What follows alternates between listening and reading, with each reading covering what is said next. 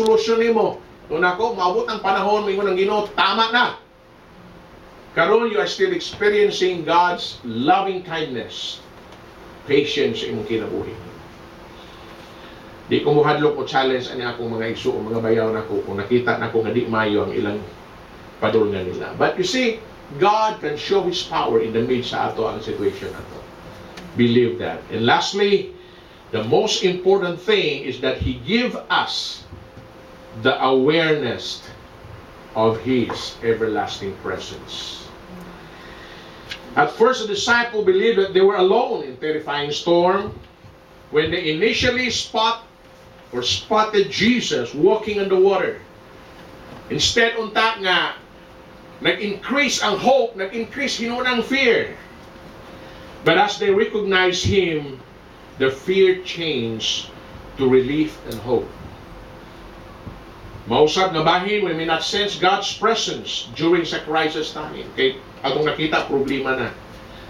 But He always promised to be with us.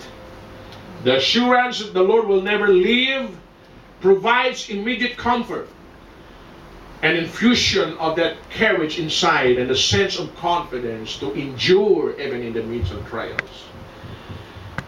The presence of God. Last Sunday I was speaking sa Inuyama about to desire the presence of God. You see, when God said to Moses, Moses, tell the people, your people. God was not telling Moses, my people, but your people, Moses, to lead them to Egypt, to the promised land. Because sa preceding chapter, doon ay problema dito eh. Remember, they were worshiping the idol calf. God is so angry. And so, God said to Moses, lead your people. Because kung mukuyog ko nila, at any moment, I will kill them. I will destroy them. And God said, I will send my angels to drive all the enemies before you. And Moses said, God, Lord, you are not telling me that kinsa ang makauban mo. You see, Moses was not settling on the least. He was settling on the best.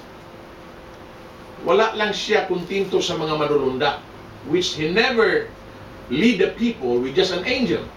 He wants the presence of God to go with him. Why? What is the importance of God's presence, especially in the midst sa atong storms na kinabuhi nato? Moses learned that without the presence of God, he said, walay kalahian kining mga pagano, mga hidden, kay kanamo. The only thing that makes the difference is that when your presence is with us, we are known to the world that we are God's people. And the people will see that. That's the difference. Ikaduha, ingon kay Moses. If your presence will not go with us, we are in trouble. Because our enemies is left and right. How can we win the battle without your presence? Remember in the Old Testament, kung dunay mga battle, it is always God there to help. So we are in trouble if your presence will not go with us. Thirdly, if your presence will not go with us, how can we have rest and peace? That's why God said, okay, Moses, you have found favor in my sight. I know your name. My presence will go with you, and I will give you rest. That's the promise of God. So in every trials, in every storms of life, always remember the presence of God is always there. It's always there. As I've said, you might not recognize it when you are facing crisis in life, but the fact is God is everywhere. And He promised that in Matthew, for lo, I am with you always, even to the end of the world. That's our assurance this morning. No one enjoys suffering and hardship in life, but in the hands of the Almighty God, trials become a tool.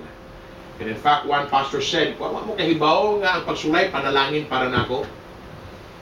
Because after all these trials, nag-expect ko nga dunay himuon ang Ginoo sa akong kinabuhi nako. It's like a brother, doon na sila pagsulay. Kaya family. Na-lay off ang bana, ang asawa di na makatudlo tungod kay naay diferensya. Kaya gagmay pang mga anak. Totally lost. And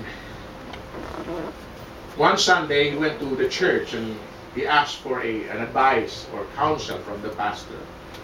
And the pastor said, okay, we'll pray. Because God is never slumber nor sleep. He will always see everything. So nag-pray sila and giving everything in the hands of God. But at that point, they almost give up. Wala na gyud. Kung sa pa may hope na ako din with this condition in my family. And after that pray, they waited 1 month, 2 months, 3 months, until niabot a year pa yun. And during the time, ang ilang life, friends around they used to have fellowship, wala na, they're gone. Family members, relatives, wala na kay gabisita, kay wala na makuha nila. Kasi mo ni problema sa atong mga parinti usay o di na kuan kung abudan siya ta daghan mo bisita na to tiwa ang ganyan na ta. And this is the experience. So sad. Misamot pag yun tungkol kay usa sa mga anak na matay. What a storm. But after a year, the Lord started to restore unsa tong nawala ikan sila. Ang bana na ibagong trabaho. Ang asawa was totally healed. Ikan siya sakit. The kids growing up healthy. And for how many years they enjoy the blessing of God in their life. But one thing that we really appreciate is their dedication and their faithfulness in serving the Lord never stop. Never stop. I was so blessed by the life of Kuya Nards and his family. Last night we have a good sharing about sa ilang experience in ministry. I mean, we consider it as very small beginnings. Dili lang small. Hardship beginning. And who knows?